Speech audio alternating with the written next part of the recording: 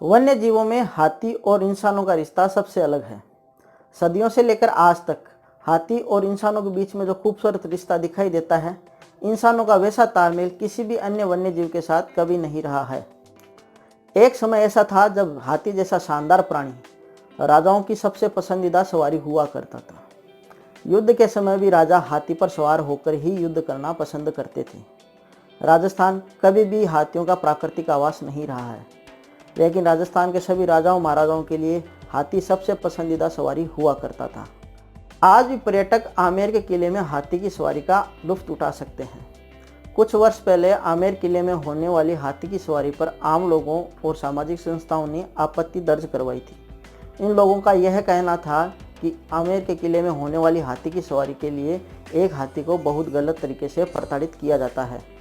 स्थानीय प्रशासन और राजस्थान सरकार ने आम लोगों और सामाजिक संस्थाओं की बातों को ध्यान में रखते हुए 2010 में एक अच्छी और एक नई शुरुआत की, जिसमें उन्होंने हाथियों और हाथियों के साथ जुड़े हुए परिवार के लोगों के लिए एक नया गांव ही बसा दिया और उस गांव को नाम दिया हाथी गांव।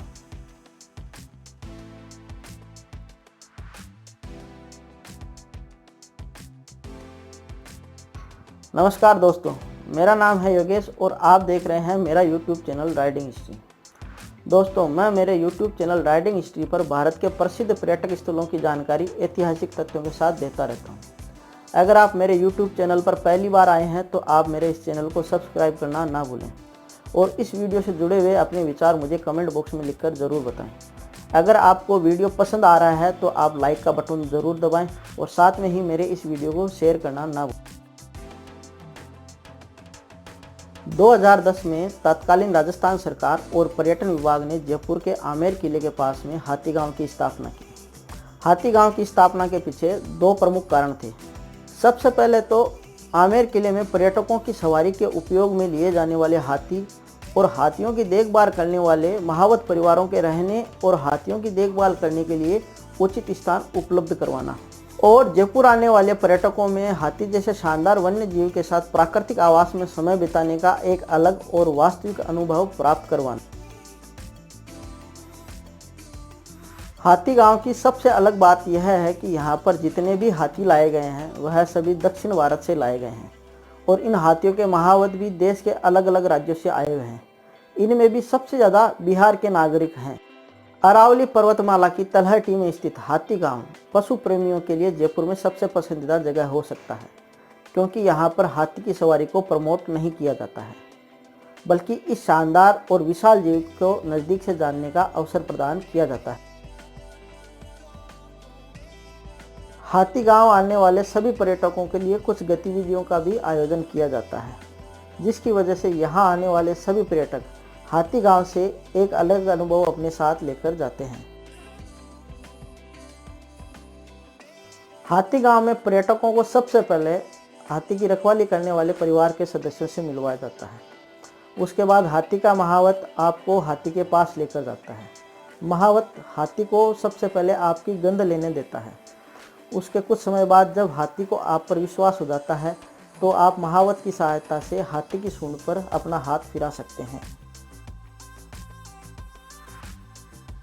जब आप हाथी पर हाथ फिराते हैं तो आपके और हाथी के बीच में एक रिश्ता बन जाता है। उसके बाद हाथियों से बातचीत कैसे करते हैं उसके तौर तरीके महावत आपको बताता है। हाथियों से बातचीत करने के इशारे और तौर तरीके सीखना आपके लिए मनोरंजक और यादगार हो सकता है। इतना सब कुछ होने के बाद अब आप हाथी पर विश्वास करने लगे हैं और हाथी आप पर विश्वास करने लगा है। हाथी को छूते कैसे हैं और हाथी से इशारों में बातचीत कैसे करते हैं, यह सब सीखने के बाद अब आती है बारी हाथी को खाना खिलाने की। और खाना खाना हाथी के लिए एक ऐसी चीज़ है जो कि वह पूरे दिन कर सकता है। हाथी को खाना खिलाने के लिए महावत आपको केले और गन्ने देते हैं।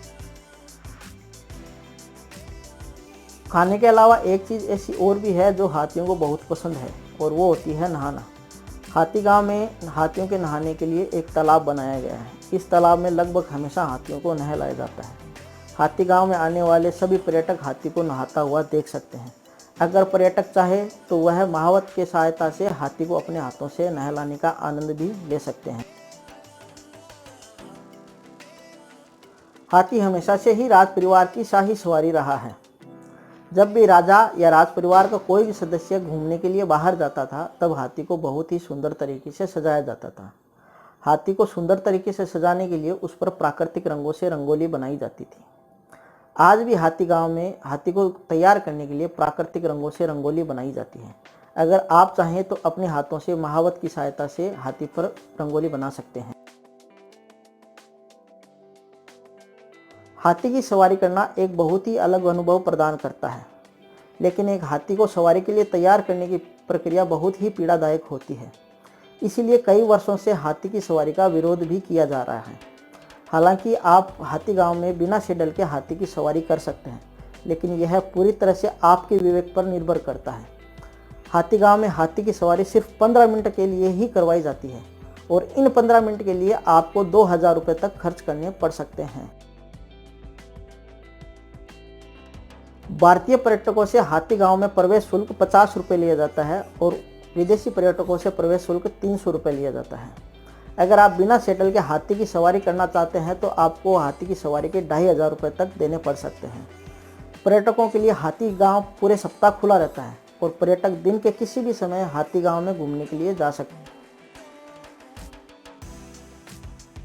अगर मेरे इस वीडियो में आप यहाँ तक पहुँच गए हैं तो इस वीडियो से जुड़े हुए आप अपने विचार मुझे कमेंट बॉक्स में लिखकर ज़रूर बताएं। अगर इस वीडियो में आपको कोई जानकारी में कमी लगे या कोई गलत जानकारी दिखे तो आप मुझे कमेंट बॉक्स में लिखकर ज़रूर बता सकते हैं। मैं यात्रा से संबंधित जानकारी मेरे YouTube चैनल पर डालता रहता हूँ। अगर मेरे द्वारा दी गई जानकारी आपको पसंद आ रही है तो नीचे दिए गए लाइक का बटन ज़रूर दबाएँ। साथ में ही मेरे YouTube चैनल राइडिंग हिस्ट्री को सब्सक्राइब करना ना भूलें और जाते जाते आप घंटे का निशान भी दबाई दो ताकि मेरे नेक्स्ट वीडियो का नोटिफिकेशन आपको सबसे पहले मिल जाए। तो मिलते हैं अपने देश की किसी अन्य खूबसूरत जगह के साथ। तब तक के लिए राम राम और धन्यवाद। स्थानीय प्रशासन और राजस्थान सरकार को और कॉन्फिडेंस